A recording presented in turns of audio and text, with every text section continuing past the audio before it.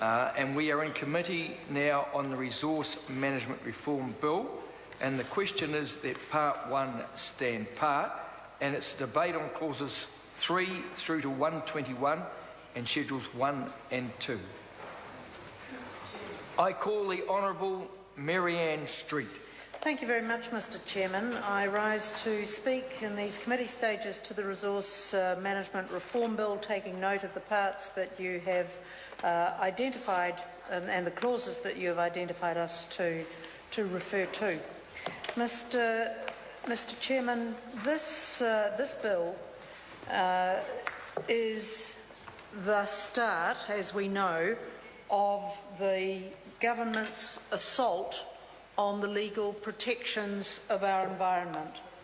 While this stage one, or it's actually the second time a resource management reform bill has been presented to the House, and is clearly the midway point for the government's reforms, we would like to register our strong opposition to the general direction that the government is taking in resource management, while acknowledging that this particular resource management bill in front of us is not the worst of their efforts, and certainly we will be seeing more of their efforts. As the year goes on, the Minister has already signalled that she intends, before the end of the year, to bring in the next stage of the Resource Management Act reforms that this government is undertaking, and it is with some trepidation that we anticipate that bill coming forward. Mr Chairman, the purpose of this amendment bill is to try to make some of the provisions of the Resource Management Act more efficient, and to that extent we have never had a problem on this side of the House with moves in that direction.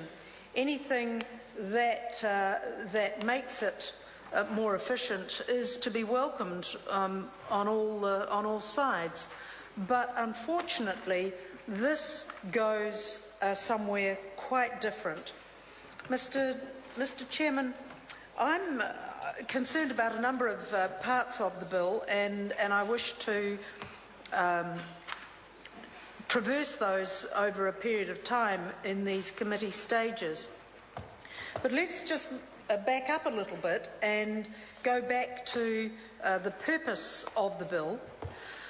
It is to amend the Resource Management Act to make a number of changes to the RMA processes.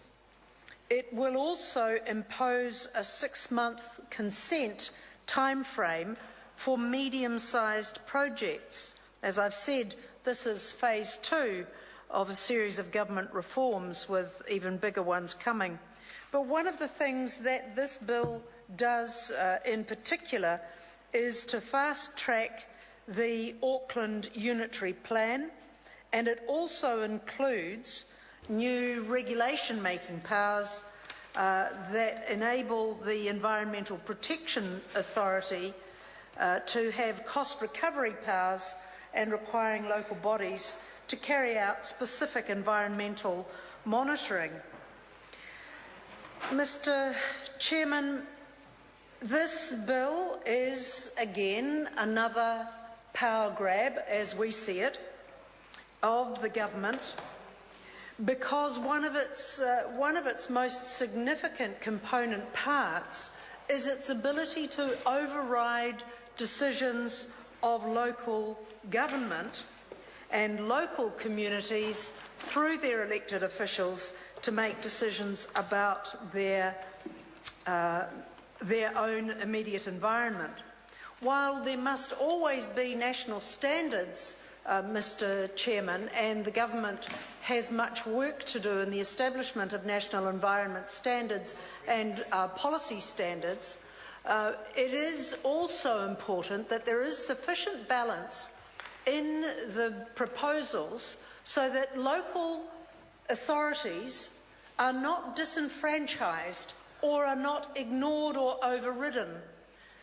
In this respect, there are a number of points that we will make in the course of the committee stages that relate to Auckland in particular, Mr.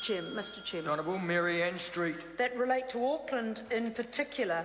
One of the things that I wish to address in the first instance are the provisions in Part 1 of the bill that relate to tree protection. In fact, the Environmental Defence Society today put out a statement saying that it urged regional and district councils urgently to consider the implications of this bill on their Indigenous biodiversity and protective functions. The most obvious of these is the issues around protection of trees. Mr. Chairman, the opinion of the Environmental Defence Society, and indeed the opinion of the Labour Party, is that this bill is not sufficiently protective of trees that require protection. It is improved from the bill as it first came to the committee, and I wish to acknowledge the Minister in that respect, in that she listened to and consulted with the Select Committee around this issue in particular. And so it is a little improved as a result of that, and I commend her for that. However, it is marginally improved in that when it first appeared before this House, Mr. Chairman, it required, as I think I've said before in the context of this bill, every tree virtually to have a name and a birth date and a christening ceremony in order to end up being a protected tree.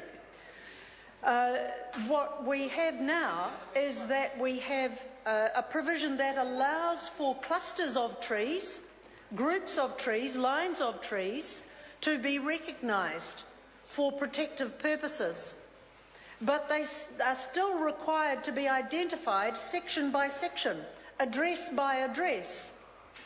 And this does not, if a local authority has not geared itself up to make this kind of protection plain, then it will be very difficult for trees to be protected where they are seen to be in the public domain, where they might be lines of trees up the east coast of Auckland, or vast tracts of native bush in the west of Auckland, fortunately already protected by thoughtful legislation that the previous Labour government brought in.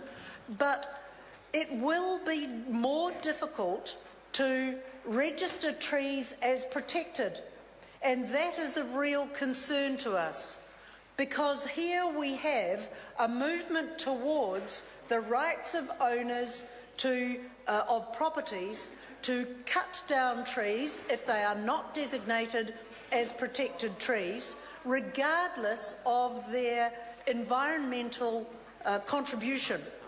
So if a tree actually holds together a hillside and prevents moisture runoff in a way that protects downhill properties, then that tree affects not only the owners of the property, but the owners of properties beneath it. There are communal responsibilities in this respect, Mr. Chair, and in our view, this bill does not do sufficient to allow local authorities to declare that whole regions, areas of planted trees are protected for environmental purposes and for community amenity purposes. Mr. Chairman, this is the start of our concerns around this bill. We will not be supporting it because we do not believe that it gets, in this case, the balance between individual property rights and community amenity values and environmental protection right but it also doesn't get the balance right between government's powers to reach in over the top of local authorities and reverse or prevent things that they are doing in the name of development. This is the first stage only of where the government is going this year with Resource Management Act reform. And it is our very deep concern, Mr Chairman, that they will go too far.